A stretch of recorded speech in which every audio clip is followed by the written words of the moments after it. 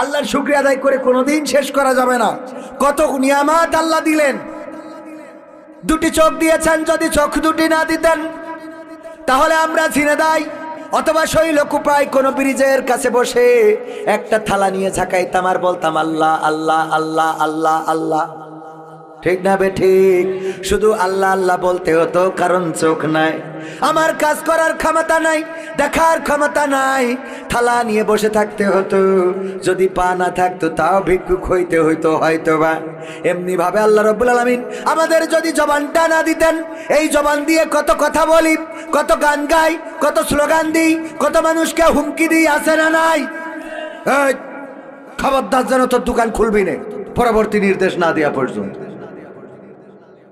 একেবারে শাটার খুলি ফেলবো যদি দোকান। হ্যাঁ, হুমকি দেয় না? দেয় না। রাতের মধ্যে হঠাৎ করে প্যারালাইজড এক পাশ পড়ে গেছে, পরের দিন দোকানওয়ালা গেছে, যাই ওনার কাছে যে অনুমতি প্রার্থনা করে দেখি, ছোট ছোট বাচ্চারা আছে, দোকানটা না খুললে বিপদে পড়ে যাব। কিন্তু নেতা হুমকি দিয়েছে যেই দিন স্ট্রোক করেছে ওই দিন আর দেখ। পরের দিন যাওয়ার পরে যখন যেই বলে ভাই একটু আসিছি, বাচ্চা কাচ্চা নিয়ে দোকানটা যদি না খুলি খুব বিপদে পড়ে যাব ভাই। দোকান খোলেও আসবে, আমার তো আজকে আমি মসজিদে যাচ্ছি,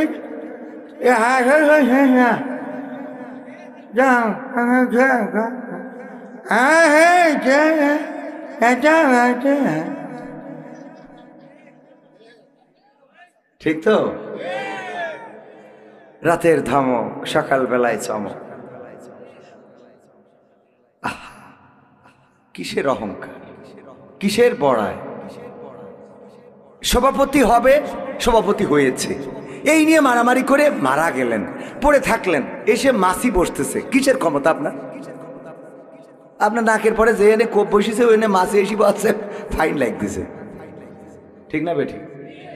ও আরো লোকজনে ডেকে নিয়ে আসে, আয় পাইছি আজকে মাল একখান খাতি হবে। ঠিক না বেঠিক? লাভ কি? মারা গেলেন। অনেকদিন ধরে মুসা আলাইহিস সালামের জীবন শুনি না, একটু মুসা আলাইহিস সালামের জীবনী নিয়ে আলোচনা করবেন আজকে জুম্মার বয়ানে। মুসা আলাইহিস সালামের জীবন থেকে শুনতে চায়, কত কষ্ট করেছে দিনের জন্য, তুর পাহাড় পুড়ে গেছে, আল্লাহর সাথে কথা বলতো। এই কথাগুলো একটু শোনাবেন হুজুর, আপনার মুখের, আপনার কণ্ঠটা ভালো, আপনার মুখে যদি বয়ান করেন ভালো লাগবে। হুজুর আলোচনা করল কাকে নিয়ে? মুসা আলাইহিস সালামকে নিয়ে। নামাজ শেষে সভাপতি ডাক দিলেন, এই হুজুর এদিকে আসেন। আপনার বলেছি কি করলেন কি? আপনি কি বলেছেন? যা বলেছেন তাই তো, তাই করেছেন আপনি। হ্যাঁ, আপনাকে বললাম মুসা আলাইহিস সালামের জীবন নিয়ে আলোচনা করবেন, আর আমি দেখলাম আপনি ফেরাউনের জীবন নিয়ে পড়ে আছেন। ফেরাউনের, মুসা আলাইহিস সালামের জীবন নিয়ে আলোচনা করলে ফেরাউনের কথা তো অটোমেটিক চলে আসে। ইমাম সাহেব বলার পরে বলতেছে, আসুক, কোনো অসুবিধা নাই।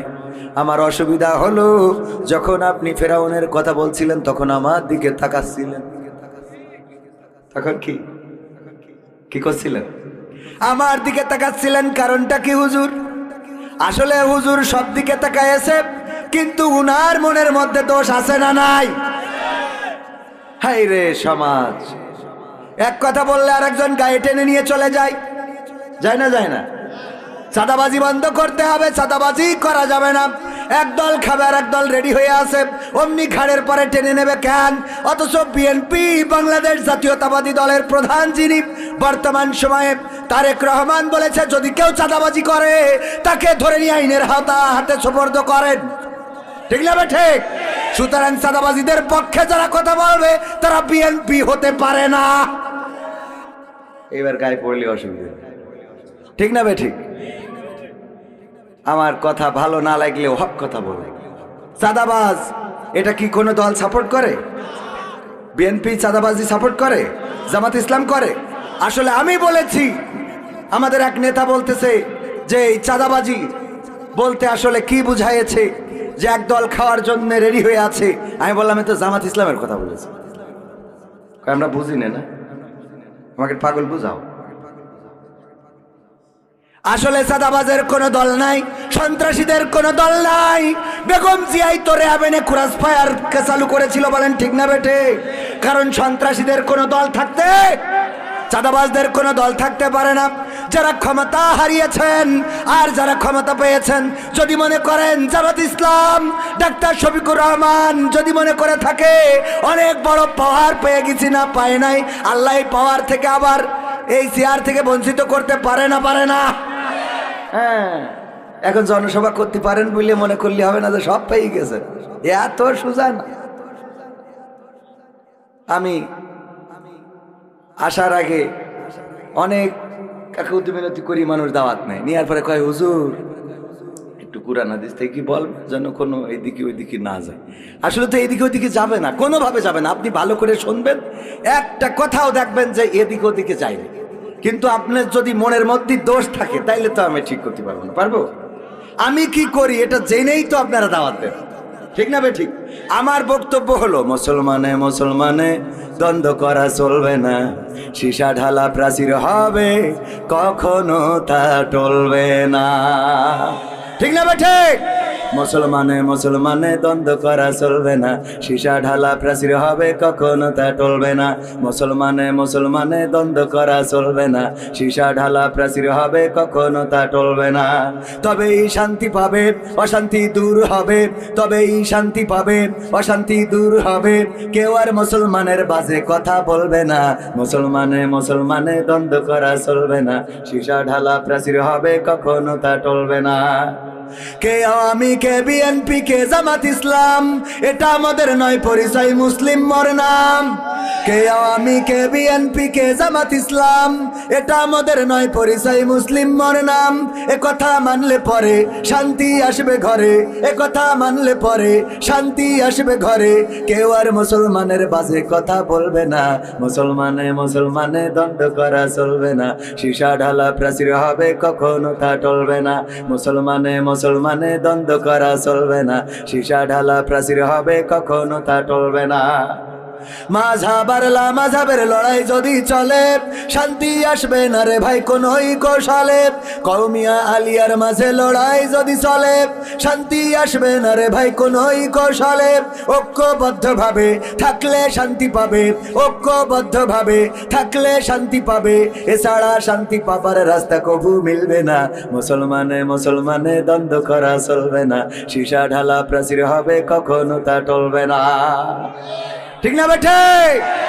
মুসলমান আমরা এই পরিচয় নিয়ে দাঁড়াতে চাই। বিএনপি করে, তার যদি জিজ্ঞেস করা হয় তুমি কোন ধর্মের অনুসারী, অবশ্যই সে বলে ইসলাম ধর্মের, ঠিক না বেঠে? আওয়ামী লীগ যারা করে, আমরা যদি জিজ্ঞেস করি কোন ধর্মের অনুসারী, যারা মুসলমান তারা বলে ইসলাম ধর্মের অনুসারী।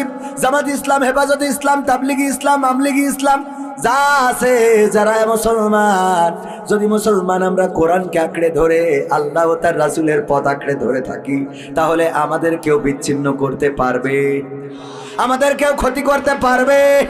কিন্তু আমরা কোরআন আঁকড়ে ধরি নাই, আমরা রাসূলের পথ আঁকড়ে ধরি নাই, আমরা আল্লাহর দেওয়া জীবন বিধান মানতে পারি নাই। এই জন্য আমাদের মধ্যে গুতাগুতি কুপাকুপি আছে না নাই? এই গুতাগুতি কুপাকুপি থেকে সরে আসতে হবে, কোরআনকে আঁকড়ে ধরে। হ্যাঁ, আজকেও হয় আছে। আমি আসার পরে শুনেছি যে এখানে আজকেও শৈল কুপা দেখো, হ্যাঁ কুপাকুপি হবে, ঠিক না বে ঠিক? এটা হতে হবে, কারণ তা না হলে তো নামের প্রতি সুবিচার হইল না। হ্যাঁ,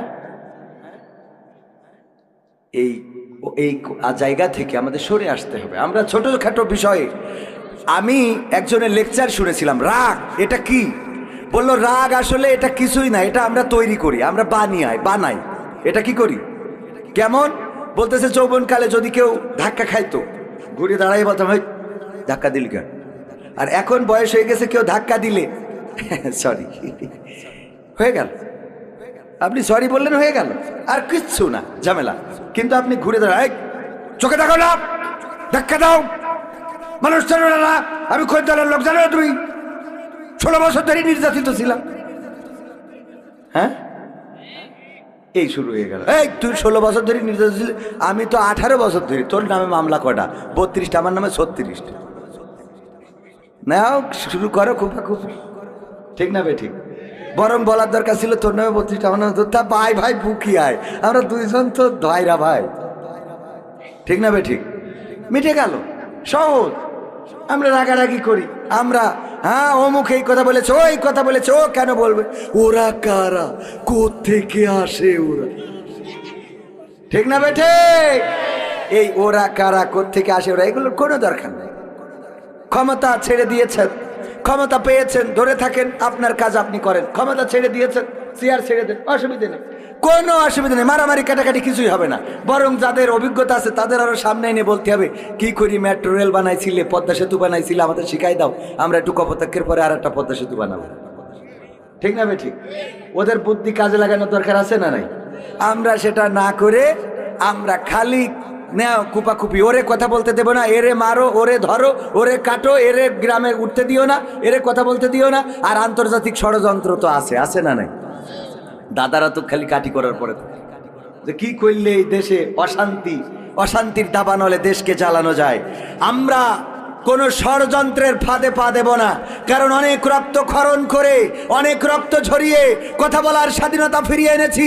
সুতরাং এই স্বাধীনতাকে আমরা আর চূর্ণ বিচূর্ণ হতে দেব? রাজি আছেন আপনারা? এর জন্য ঐক্যবদ্ধ হতে হবে। আজকেও দেখলাম কিশোরগঞ্জে, কোন গঞ্জে?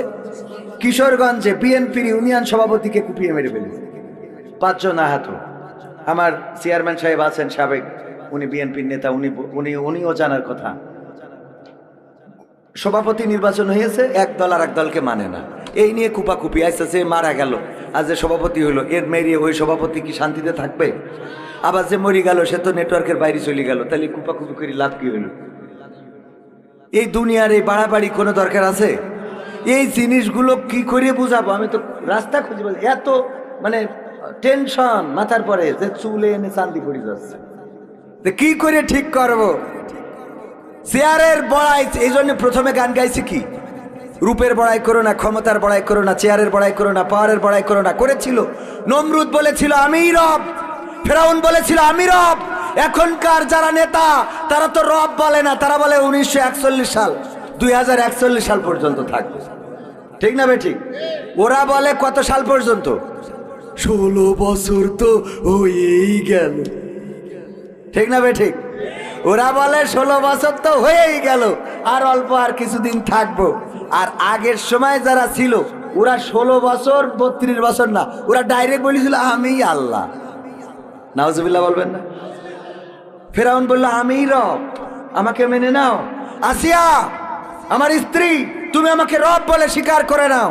আসিয়া বলল তুমি আমার স্বামী, তোমার মাথা ছেড়ে দেব, তোমার চুলে বুলু কেটে দেব, তোমার জামা পরিষ্কার করে দেব, বোতাম লাগিয়ে দেব, তোমার থুতনি ধরে গুডু গুডু বলবো, কোনো অসুবিধা নেই, কিন্তু আমি তোমার রব মানতে পারবো না। শাস্তি কি? সন্তানদের চোখের সামনে সব জ্বালিয়ে ছারখার করে দিল, কাঠে প্রেক পুতলো, তারপরে সেই প্রেকের উপরে শুইয়ে দিল আসিয়া আলাইহিস সালাম। এরপরেও ফেরাউনের পরে ঈমান আনা তো দূরের কথা, রব বলে স্বীকার করেছে? স্বীকার করে নাই। এভাবে ঈমান বাঁচিয়েছেন, আর তারা জুলুম করেছেন। কেমন জুলুম চিন্তা করা যায়? রাষ্ট্রীয়ভাবে আগুন জ্বালিয়েছে, ইব্রাহিমকে পোড়াবে তাই রাষ্ট্রীয়ভাবে আগুন জ্বালানো হলো। সেই আগুনের কাছে নমরুদও যাইতে পারেন, আবার ও নাকি রব।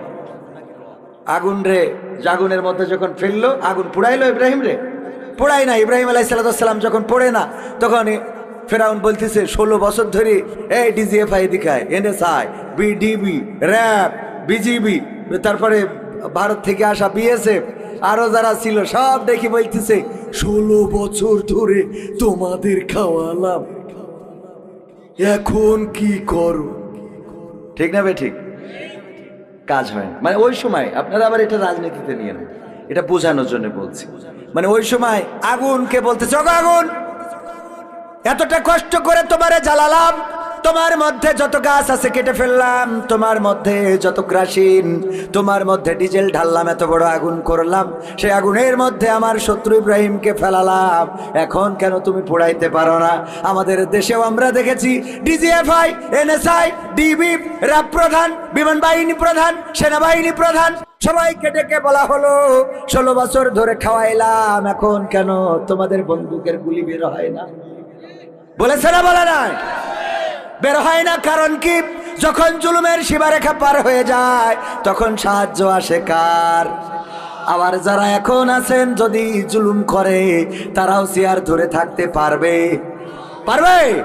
পারবে না। আমি বলেছি যারা তাহাজ্জুদ পড়ে ক্ষমতায় গিয়েছিল তারা যেহেতু চেয়ার রাখতে পারে না, আর এখন যারা আছে তারা তো নামাজই পড়ে না। কথা কয় না। টেনশনের কিছু নাই তো। যারা তাহাজ্জুদ পড়ে ক্ষমতায় ছিল তারা তাই চেয়ার রাখতে পারে নাই, আর এরা তো নামাজই পড়ে না। ঠিক না ভাই? ঠিক।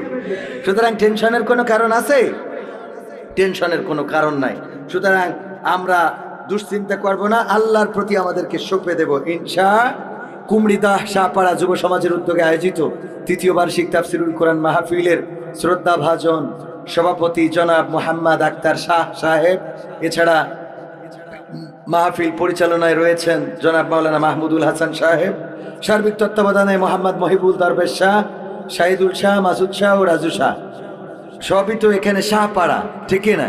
সবই শাহ। আলহামদুলিল্লাহ। আমন্ত্রিত অতিথিদের মধ্যে রয়েছেন অ্যাডভোকেট হুমায়ুন বাবর ফিরোজ সাহেব, যিনি সাধারণ সম্পাদক শোলকুপা উপজেলা বিএনপি, মোহাম্মদ রফিকুল ইসলাম সাহেব সভাপতি 11 নম্বর অবায়দুর ইউনিয়ন বিএনপি, হাজী মোহাম্মদ শহীদুল ইসলাম বিশ্বাস সাধারণ সম্পাদক 11 নম্বর অবায়পুর ইউনিয়ন বিএনপি। এছাড়া আলোচনা করেছেন মাওলানা মুফতি হাসান কবির মাহমুদি, আলোচনা করেছেন আমার আগে আমাদের শ্রদ্ধাভাজন উস্তাদ আলহাজ হজরত মাওলানা মোহাম্মদ শফিক আহমেদ সাহেব। আমার ডানে বামে অনেকেই রয়েছেন শ্রদ্ধাভাজন ব্যক্তিবর্গ যাদের পায়ের জুতা বহন করার যোগ্যতা আমি রাখি না। আমার সামনে দিনদার ইমানদার মুসলমান ভাই বাবাজিরা, আমার কলিজার টুকরা যুবকেরা, পর্দার অন্তরালে মা এবং বোনেরা, অনেকেই এখানে রয়েছেন আমার থেকে আলেম, বড় আবেদ, তাহাজ্জুদ গুজারি যারা সামনে বসে আছেন। আমি স্টেজে কথা বলছি বেয়াদবের মতো ক্ষমা করে দিবেন। আমার মাইকের আওয়াজ যারা শুনছেন সবাইকে আনুষ্ঠানিকভাবে সালাম জানাচ্ছি, আসসালামু আলাইকুম ওয়া রাহমাতুল্লাহি ওয়া বারাকাতুহু। আমরা আল্লাহর শুকরিয়া আদায় করছি যে মহান রব দয়া করে মায়া করে আমাদেরকে মানুষ হিসাবে সৃষ্টি করেছেন, আজ পর্যন্ত সুস্থ রেখেছেন। যেই সময়ে এই মুহূর্তে অসংখ্য মানুষ আছে হাসপাতালের বিছানায়, আছে না নাই? অসংখ্য মানুষ আছে বাড়িতে বেডে শুয়ে, যার উঠে এই পর্যন্ত আসার মতো সক্ষমতা নাই। এরকম আছে না নাই? ছোটবেলায় ওয়াজ শুনতে যেতাম আমাদের এক চাচার সাথে, মানে অনেক চাচা ছিল, অনেকেই পরলোকগামী হয়ে গেছে, চলে গেছে কবরে। আজকে এক চাচার ব্যাপারে আমার ওয়াইফ বলতেছে, আমাদের তফেল উদ্দিন চাচা, উনি এমন অবস্থায় পতিত হয়েছেন যে নিজের পায়খানা নিজের গায়ে মাখছেন এবং যদি কেউ এটা ধোয়াইতে যাচ্ছে তারে লাঠি দিয়ে বাড়ি দিচ্ছে। মাহফিল শুনে বেড়াতো, কিন্তু এখন ব্রেনটা এমন জায়গায় চলে গেছে বয়সের ভারে যে নিজের পায়খানা নিজের গায়ে মাখছে। এরকম পরিস্থিতিতে অনেকেই আছে না নাই? আপনার এলাকায় একজনও নাই, আপনার এলাকায়ও থাকতে পারে। যারা একসময় কোরআনের মাহফিল শুনে বেরিয়েছে, সারা দেশে দাপিয়ে বেরিয়েছে, দোকানে আড্ডা দিয়েছে, মিছিল করেছে, মিটিং করেছে, চিল্লায়েছে, আজকে তার কোনো ক্ষমতা নাই, শুধুমাত্র একটা বিছানায় পড়ে থাকা, খাওয়া পাইলে খায়, না পাইলে খায় না, এই অবস্থায় আছে না নাই? যে আল্লাহ আমাদের ওই অবস্থা থেকে অন্তত মুক্ত রেখেছেন, সুস্থ রেখেছেন, এখানে আসার তৌফিক দান করেছেন, সেই রবের শুকরিয়া আদায় করে বলছি আলহামদুলিল্লাহ। আল্লাহর শুকরিয়া আদায় করে কোনোদিন শেষ করা যাবে না। কত নিয়ামত আল্লাহ দিলেন। দুটি চোখ দিয়েছেন, যদি চোখ দুটি না দিতেন তাহলে আমরা ঝিনেদাই অথবা শৈলকুপায় কোনো ব্রিজের কাছে বসে একটা থালা নিয়ে ঝাঁকাইতাম আর বলতাম আল্লাহ আল্লাহ আল্লাহ আল্লাহ আল্লাহ। ঠিক না বে ঠিক? শুধু আল্লাহ আল্লাহ বলতে হতো, কারণ চোখ নাই, আমার কাজ করার ক্ষমতা নাই, দেখার ক্ষমতা নাই, থালা নিয়ে বসে থাকতে হতো। যদি পা না থাকতো তাও ভিক্ষুক হইতে হইতো হয়তোবা। এমনি ভাবে আল্লাহ রাব্বুল আলামিন আমাদের যদি জবানটা না দিতেন, এই জবান দিয়ে কত কথা বলি, কত গান গাই, কত স্লোগান দিই, কত মানুষকে হুমকি দিই, আছে না নাই? এই খবরদার যেন তোর দোকান খুলবি না পরবর্তী নির্দেশ না দেওয়া পর্যন্ত। একেবারে শাটার খুলি ফেলবো যদি দোকান, হ্যাঁ? হুমকি দেয় না? দেয় না। রাতের মধ্যে হঠাৎ করে প্যারালাইজড এক পাশ পড়ে গেছে, পরের দিন দোকানওয়ালা গেছে, যাই ওনার কাছে যে অনুমতি প্রার্থনা করে দেখি, ছোট ছোট বাচ্চারা আছে, দোকানটা না খুললে বিপদে পড়ে যাব। কিন্তু নেতা হুমকি দিয়েছে যেই দিন স্ট্রোক করেছে ওই দিন আর দেখ। পরের দিন যাওয়ার পরে যখন যে বলে ভাই একটু আসিছি বাচ্চা কাচ্চা নিয়ে, দোকানটা যদি না খুলি খুব বিপদে পড়ে যাব ভাই, দোকান খোলেও আসবে আমার তো আজকে আমি মসজিদে যাচ্ছি এ হাসা হয়েছে না যাও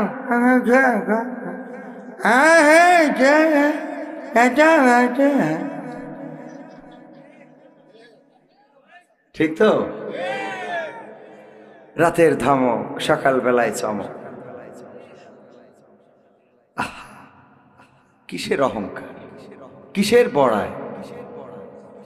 সভাপতি হবে, সভাপতি হয়েছে, এই নিয়ে মারামারি করে মারা গেলেন, পড়ে থাকলেন, এসে মাসি বসতেছে। কিসের ক্ষমতা আপনার? আপনার নাকের পরে যে এনে কোপ বসেছে ওই এনে মাসি এসে বসছে, ফাইন লাগ দিছে। ঠিক না বেঠিক? ও আরো লোকজনে ডেকে নিয়ে আসে, আয় পাইছি আজকে মাল একখান খাতি হবে। ঠিক না বেঠিক? লাভ কি? মারা গেলেন। হ্যাঁ, বুঝি না কেন? এগুলো বুঝলে দুনিয়াটা সুন্দর হয়ে যেত। আল্লাহ রাসূল সাল্লাল্লাহু আলাইহি সাল্লাম বললেন, যখন তোমাদের খুব বেশি হাসি পায় তখন তোমরা কবরের কাছে যাও। ওখানে গেলে তোমাদের মনে হবে যে আমাদের হাসি, উল্লাস, তামাশা কোথায়? আমার এখন মনে হয় হাসির কথা না, এখন ক্ষমতা। যাদের ক্ষমতার দরকার, ক্ষমতা নিয়ে বাড়াবাড়ি হচ্ছে, সভাপতি হয়েছেন, হইতে পারেন নাই, টেনশন নাই, চুপ করে চলে যান কবরের কাছে, যে চিন্তা করে দেখেন যে চেয়ারম্যান হইলেও কি না হইলেও। ঠিক না বেঠিক? চেয়ারম্যানের জন্য কি কাফনের কাপড় লাল কালারের দেওয়া হয়? এমপির জন্য আমেরিকাতে আনা হয়? যে মন্ত্রী শেখ হাসিনা, ওর জন্য দাদার দেশ থেকে আনা হবে? ওর জন্য আনা হইতে পারে, কিন্তু আনলেও তো সাদা কাপড়ই আনা হবে। ঠিক না বেঠিক? তো এই সাদা কাপড়, 3 টুকরা কাপড়ের জন্য আমাদের এত বাড়াবাড়ি কিসের? কেন এই বাড়াবাড়ি করব? আমরা কেন বুঝি না? আল্লাহ আমাদের বুঝার তৌফিক দিন, বলেন আমিন। ওগো আমার ভাইয়েরা, যেই কথা বলছিলাম আল্লাহর শুকরিয়া আদায় করে শেষ করা যাবে না। শুধুমাত্র একটা সাইড পড়ে গেছে, আর চলতে পারেন না, হাঁটতে পারেন না, হাতটাও নড়াইতে পারেন না, খাবারটা ওঠে না, খালি বলেন এই অবস্থা হয়ে যায় ভাইয়ের আমার। সুতরাং আমাদের এই ক্ষমতার বড়াই দেখিয়ে লাভ নাই, যৌবনের গরম দেখিয়ে লাভ নাই, রক্তের গরম দেখিয়ে লাভ নাই। এই অঞ্চলের বাইয়া ওরা নাডা ডুডুডি মালয়েশিয়া বুঝাই গেন? হ্যাঁ, বোঝেননি? সেপা সেপা ডুডু ডুলু ডুডু মালয়েশিয়ান কাতাঙ্গান, সেপা সেপা ডুলু ডুডু মালয়েশিয়ান কাতাঙ্গান। এই 3-4 জন ও আমার বাপজানো ছিল, মাশাআল্লাহ। দিয়াফুন ডুলু ডুডু মালয়েশিয়া, আলহামদুলিল্লাহ। কনে ছিল? মালয়েশিয়া। বলল যে এই এলাকার সব পরিবার থেকে 3 জন করে বিদেশে, তা সে 3 জন করি তা কই? মাত্র 4-5 জন পাইল। হ্যাঁ, খেয়াল করিনি? আডা orang lagi angkat tangan, siapa yang dulu di Malaysia? Ada? Ada banyak orang, alhamdulillah. Kalau cakap Melayu boleh paham lah insyaallah. মালয়েশিয়ানদের মতো ধৈর্যশীল এবং ভদ্র জাতি আমার মনে হয় বাংলাদেশ কেন বিশ্বের কোথাও আছে কিনা। আমরা যত টাকা ওখানে ইনকাম করি, আমাদের থেকে বেতন কম পাইতো মালয়েশিয়ানরা। ঠিক না বেঠিক? Malayu, orang Malayu dapat duit ciki lah, kita dapat banyak ciki, tapi dia orang tak marah sama kita, betul kan? Dia orang tak marah, tak sakit hati. যদি বলতো যে দেখ ওরা বাংলাদেশ থেকে এসেছে, বেতন পায় বেশি, তুই মালয়েশিয়ার লোক, তোর বেতন কম, ও পায় 3000 রিঙ্গিট, তুই পাইস 1500 রিঙ্গিট। মালায়রা এটা নিয়ে মাথা গরম করতো না, কি বলতো জানেন? বলতো এই তু ডিয়া মিয়া রিজিকিলা তুহান বাগি কিতা আপা বলে বল, ওর রিজিক আল্লাহ দিয়েছে, আমি কি করতাম? সুবহানাল্লাহ বলবেন না? কত বড় মানে ইমানের কথা চিন্তা করতে পারেন, এটা ছোটখাটো কথা না।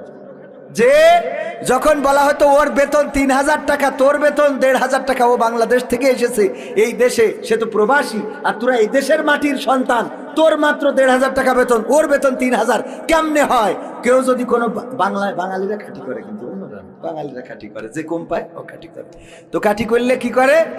ওই মালাই উত্তর দেয়, dia mia riziki bagi Tuhan, bukan kita bagi. Kita apa boleh buat? Allah দিয়েছে তার রিজিকি, তার রিজিকে 3000 টাকা বেতন দিয়েছে কে? আমি কি করব? এতে এনে আমার মাথা ব্যথা করার কিছু নেই, আমার রিজিকি নাই তাই নাই। আল্লাহু আকবার, চিন্তাটা দেখেন। আমাদের চিন্তার মধ্যে এরকম চিন্তা কেন করতে পারি না? প্রাইভেট থেকে নামতেছি, ট্যাক্সি থেকে বলতেছে যে বলে ঝুম্পা লাগি। আমি বললাম না, বলতেছে আবার দেখা হবে। আমি বললাম না, আর দেখা হবে না। কিতা তা বলে ঝুম্পা লাগিলা সায়া মাউপি বালে বাংলাদেশ। কয় তাপালা ইউপি বালে বাংলাদেশ, কিতা বলে ঝুম্পা লাগি। আমি বাংলাদেশে চলে যাব, তোর সাথে দেখা হবে না। বলতেছে দেখা হবে তোর সাথে। আমি বললাম মাছা মানা বলে ঝুম্পা সায়া মাউপি বাংলাদেশ লা, কিভাবে দেখা হবে? আমি বাংলাদেশে চলে যাব। কয় ইউ বুকান মুসলিম, তুই কি মুসলমান না? ইয়া আল্লাহ সায়া মুসলিম। কালো ইউ মুসলিম কিতাব লেপাস মাটি ডালাম সুরগা বলে ঝুম্পা আলা। সুবহানাল্লাহ। যদি তুই মুসলমান হোস, তোর সাথে আমার জান্নাতে দেখা হবে। আল্লাহু আকবার। ইমানটা কি চিন্তা করা যায়? কালো ইউ মুসলিম লেপাস মাটি কিতাব বলে ঝুম্পা ডালাম সুরগা। তুই যদি মুসলমান হোস, মরার পরে তোর সাথে জান্নাতে আমার দেখা হবে। কত বড় আত্মবিশ্বাস।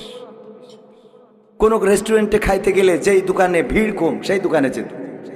আমি জিজ্ঞেস করতাম, এই ওই দোকানে ভিড় বেশি, মনে হয় ওই দোকানের রান্নাটা ভালো, কিতা জুম্পি মাখান ছানা, আমরা ওখানে যে খাই। তা পায়ালা ইনি ওরাংপুন আডা ফ্যামিলি লা kita tada dapat customer kita bili dia boleh untuk sikila ওর কাস্টমার নেই, আমরা যাই কিছু কেনাকাটা করি, তার ফ্যামিলির জন্য উপকার হবে। আল্লাহু আকবার। আদর্শ শিখতে হয়। নামাজের জন্য তড়িঘড়ি করতে দেখি নাই, কোন মালায়ু মুসলমানকে দেখি নাই নামাজের জন্য তড়িঘড়ি করতে। সুন্দর করে যেয়ে উজু করবে, নামাজ পড়বে, একেবারে রুকুর জায়গায় রুকু, সিজদার জায়গায় সিজদা। সাক্ষী যারা এখানে মালয়েশিয়ায় ছিলেন আর আমার বাংলাদেশে মসজিদে যায়, জুতা একটা পরে পাকিস্তান, একটা হিন্দুস্তান। এত দ্রুত জুতা উজু করে, কানুই ভেজে না, টাকুনু ভেজে না। সত্যি বলছি তো সভাপতি সাহেব? আহা, অথচ তারা উজু নামাজে দাঁড়াবে, একেবারে গাড়িটা পার্কিং করবে, রিল্যাক্স। ওদের বড় বড় দাড়ি নেই, বড় বড় টুপি নেই, বড় বড় জুব্বা নেই, বড় বড় শায়েখ না, বড় বড় উস্তাদ না, শার্ট পরা প্যান্ট পরা, কিন্তু তাদের কোরআন তেলাওয়াত শুনলে মনে হবে মক্কার আব্দুস সুদাইস পবিত্র কালাম থেকে তেলাওয়াত করতেছে। আল্লাহ। যদি মিথ্যা বলি, যারা মালয়েশিয়ায় ছিল তারা জানে তাদের তেলাওয়াত। আর আমাদের, আমি হুজুর মানুষ, আমার তেলাওয়াত শুনে আমারই লজ্জা। হুজুর সেজে বসে আছে, দাড়ি রাখিছে, জুব্বা লাগাইছে, ওরে বাপ, বিড়াল। ঠিক না বে ঠিক? খাও পরের বাড়ি আর টাকা নেও হাজার হাজার। আমাদের পরিবর্তন দরকার আছে না নাই? প্রতিটা মানুষকে একবার করে বিদেশে যাওয়া দরকার। মালয়েশিয়া হোক, ইন্দোনেশিয়া হোক, সিঙ্গাপুর হোক, মালদ্বীপস হোক, শ্রীলঙ্কা হোক, অন্য দেশে যাওয়া দরকার ভারত বাদে। কারণ আমরা তো তাও পায়খানা করে হাগি, ওরা তো ডাইরেক্ট বাগানে হাগি। ওইনে যাইয়ে এসে আবার দেখা যাচ্ছে বাঁশ বাগান বুঝাইতে হবে। ভারত বাদে বিশ্বের অন্য দেশ, ভারত তো বিদেশ, বুঝলেননি? ভারত কি বিদেশ? তো অন্য দেশে আপনারা যাবেন এই জন্যে, যাওয়ার পরে দেখবেন তাদের শৃঙ্খলা, তাদের কোয়ালিটি, তাদের মানুষের সাথে আচরণ। আপনি ধাক্কা দিয়েছেন, উনি উল্টো বলে সরি লাভান সায়ামিন তামাপ, বুঝল? হ্যাঁ, ধাক্কা দিয়েছেন আপনি, মাপ চাইলো কে? যার সাথে ধাক্কা লেগেছে। কারণ ও চিন্তা করে আমার ভুল হয়েছে, তা না হলে ধাক্কাটা লাগলো কেন? আমার ভুল না হইলে ধাক্কাটা লাগলো কেন? ওই ঘুরে বলে যে সরি লা মিনতা মাফ আবাং মিনতা মাফ, আমি মাপ চাচ্ছি, আমি সরি বলছি, আমার ভুল হয়েছে, আমার ভুল হয়েছে। চিন্তা করা যায়? এগুলো তো আমার ভাইয়েরা এসে বলে না। আমি আজকে সুযোগ পাইছি, যেহেতু এই অঞ্চলটার মানুষ বেশি মালয়েশিয়ায় থাকে, কিছু কথা আপনাদের সামনে বলে দিলাম। এই কথাগুলো কাজের সাথে মিল রাখবেন, দেশটা সুন্দর হয়ে যাবে। কোথাও কোনো ময়লা নাই, ডাস্টবিনে ছাড়া কেউ ময়লা ফেলে না, সবাই পরিচ্ছন্ন, সবাই কোরআন তেলাওয়াত করে, কোরআন পড়ে, নামাজ পড়ে, হজ করে, যাকাত দেয়, শৃঙ্খলা মেনে চলে। 10 বছর বয়স পর্যন্ত যদি কেউ কোরআন হাদিস যথাযথভাবে নামাজের নিয়ম কানুন না শিখতে পারে, ওই দেশের নাগরিকত্বই দেবে। চিন্তা করা যায়? ওই দেশের নাগরিকত্ব পাবেন না যদি আপনি ইসলামের বেসিক কাজগুলো আপনি না পারেন। ইসলামের বেসিক কাজ বাধ্যতামূলক আপনার জন্য।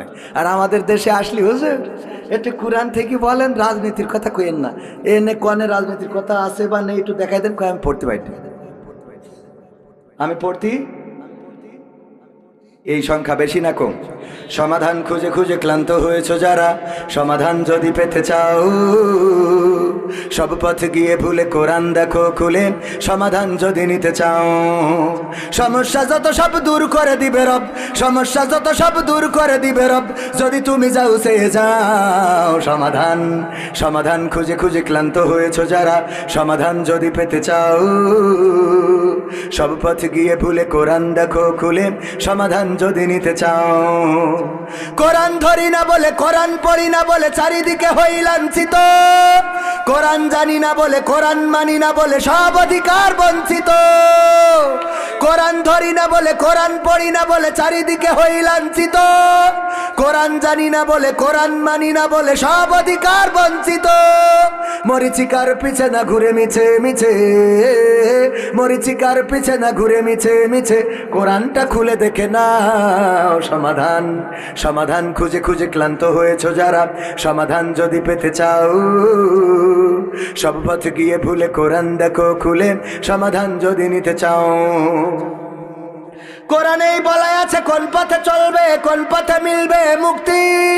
কোরআনেই লেখা আছে কোন পথে শান্তি, কোন পথে আসবে শক্তি। কোরআনেই বলা আছে কোন পথে চলবে, কোন পথে মিলবে মুক্তি। কোরআনেই লেখা আছে কোন পথে শান্তি, কোন পথে আসবে শক্তি। আলে আর আলোয়ে প্রতারিত না হয়ে, আলে আর আলোয়ে প্রতারিত না হয়ে, কোরআনটা খুলে দেখে নাও। সমাধান সমাধান খুঁজে খুঁজে ক্লান্ত হয়েছো যারা, সমাধান যদি পেতে চাও। সব পথ গিয়ে ভুলে কোরআন দেখো খুলে, সমাধান যদি নিতে চাও। কোরআনেই খুঁজে পাবে সংসার নীতি, আর কি হবে রাষ্ট্রের নীতি। কোরআনের আইন চললে দেশে দূর হবে সব দুর্নীতি। যারা ঠিক বলেননি বিশ্বাস হলো না মনে হয়। কোরআনেই খুঁজে পাবে সংসার নীতি, আর কি হবে রাষ্ট্রের নীতি। কোরআনের আইন চললে দেশে দূর হবে সব দুর্নীতি। মানব রচিত মতে শান্তি খুঁজো না পথে, মানব রচিত মতে শান্তি খুঁজো না পথে, কোরআনটা খুলে দেখে নাও। সমাধান সমাধান খুঁজে খুঁজে ক্লান্ত হয়েছো যারা, সমাধান যদি পেতে চাও। সব পথ গিয়ে ভুলে কোরআন দেখো খুলে, সমাধান যদি নিতে চাও। সব সমস্যার সমাধান সবার বিশ্বাস হয় না, আমার মনে হয় আপনাদের বিশ্বাস হয়। হয় সব সমস্যার সমাধান, সবাই বলেন সব সমস্যার সমাধান। অথচ আমরা কোরআন থেকে সমাধান নিই না। কোরআন থেকে যারা সমাধান দিতে চায়, সেই সমাধানগুলো আমাদের পছন্দ হয় না। ওগো আমার ভাইয়েরা, চোর চুরি করলে কোরআনের আইন অনুযায়ী শাস্তি কি? শাস্তি কি? হাত কেটে দিয়া কবির বিন সামাদের যদি হাত কাটা থাকতো, আর এসে যদি বলতো ভাইয়েরা বাবাজিরা কেউ চুরি করবা না রে, চুরি করলে হাতের কবজি থাকবে না, ইসলাম কায়েম হয়ে গেছে গো, কোরআনের আইন অনুযায়ী বিচার হবে, হাতের কবজি থাকবে না, তাই দয়া করে কেউ চুরি কইরো না। আপনারা বলতেন হুজুর আপনার হাতের কবজি কই? আমি বলতাম আমার আব্বা আখ লাগাইছিল পুঁইশাল গ্যান্ডারি, ওই আখ লাগাইনোর পরে মেশিনে রস বানিয়ে গুড় বানাতে চাইলো, এই জন্যে রস বানানোর জন্যে আখ ঢুকানো হচ্ছিল।